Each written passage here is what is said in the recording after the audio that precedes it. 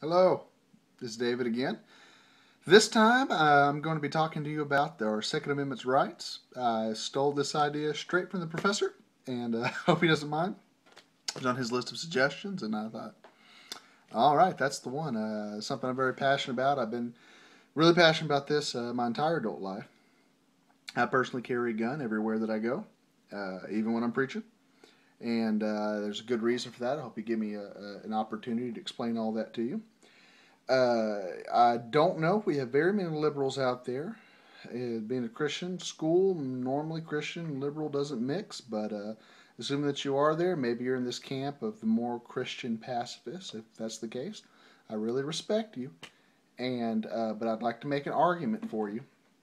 So I'd like to start off addressing this from a stance of fact, a stance of truth, and because most of the time all this information comes from Facebook memes and things that are said on CNN, little cliches from Hillary Clinton, and all these cute little ideas, and nothing really solid, nothing really factual.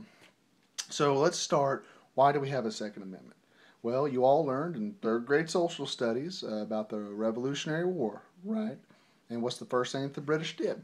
You all remember the battle, the famous shot heard around the world, all that stuff. Uh, well, the British were not really coming there to fight. They were coming to seize weapons and ammunition.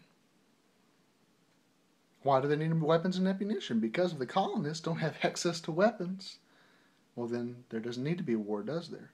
Because the colonists can't defend themselves if the British oppressors have weapons, but the colonists do not have weapons. Well, it's not much of a fight, is it? And so that's the first thing that they tried to do, was to just disarm them and get them over with. So really, it's no wonder that the Second Amendment was put in place. And that's so important to understand, because the big question is, why do you need an assault rifle to go hunting? Why do you need a handgun to go hunting? You know, we should only be allowed to have hunting rifles. But we don't have hunting rifles just in case deer rise up against us, or just in case the boars decide to have rebellion. No, we have a Second Amendment so we can defend ourselves against tyrannical government. That is why the Second Amendment was created. And I know what you're thinking. Oh, that would never happen in America. Well, it's already happened in America at least once, or there wouldn't be a Second Amendment. You see what I mean? As a matter of fact, if it wasn't for tyrannical government, the United States of America would not exist. And so it's definitely a real thing. Now, moving on from that, okay, the big argument is most liberals are right there with me. You know, most liberals say, yes, Second Amendment was needed back then. The Second Amendment was, of course, yeah, absolutely. But now we live in 2016, and the government will never do anything wrong, right? You can trust the government. And so because of that, we just don't need a Second Amendment anymore. You know, we need to tighten up the rules on that. So why do we need it today? Well, really for two major reasons, which is the original reason, to protect yourself from the government, and that reason stands. There's the only thing that's stopping the American government from going corrupt is the American people. We are the people, or what keeps the government in check, right? And so number two is defend ourselves from foreign threats. Did you know that in World War II, there's a famous quote from the Japanese? They said that the reason they would not invade the United States of America is because there would be a rifle behind every blade of grass. See, foreign powers, they understand that you can't mess with the United States. You could never conquer the United States because the American citizens, 300 million of them, have rifles. They have weapons. They have assault rifles. So you can never hold America because they got us utterly outnumbered.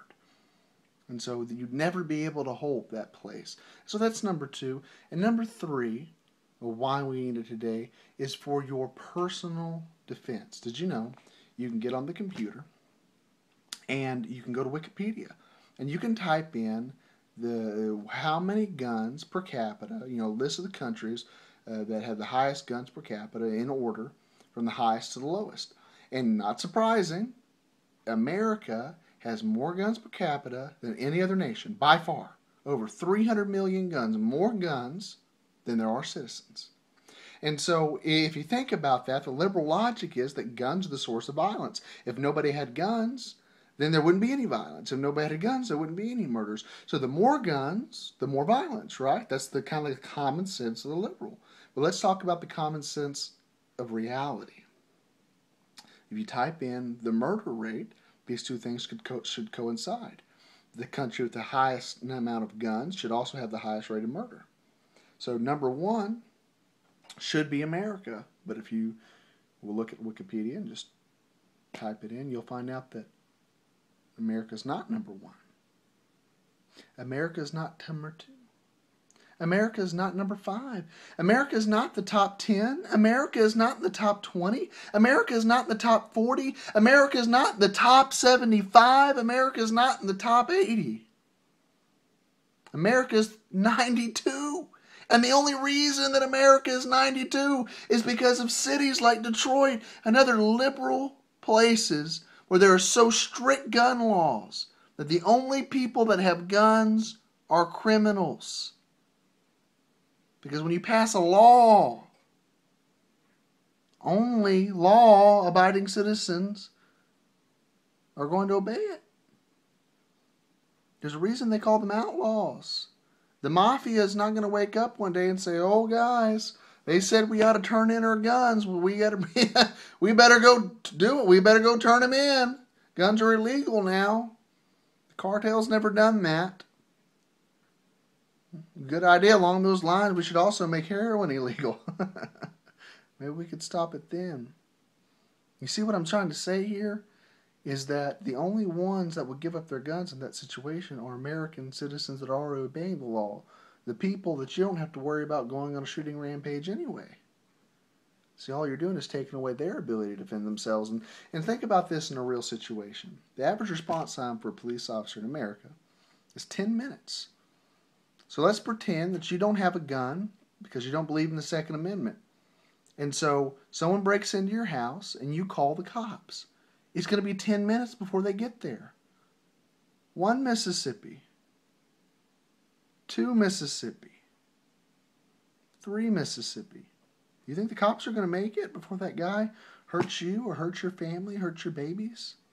Of course not. But you can defend yourself with a weapon. And so what can we do about it? What can we do to keep our weapons? And I'm here to tell you that in America, we have something so beautiful and so wonderful. We have the ability to vote. Especially coming up on this election season. I'm not going to tell you who to vote for, but I'm here to tell you there's one candidate that supports gun and one who does not. Use your vote to defend your rights. Thank you.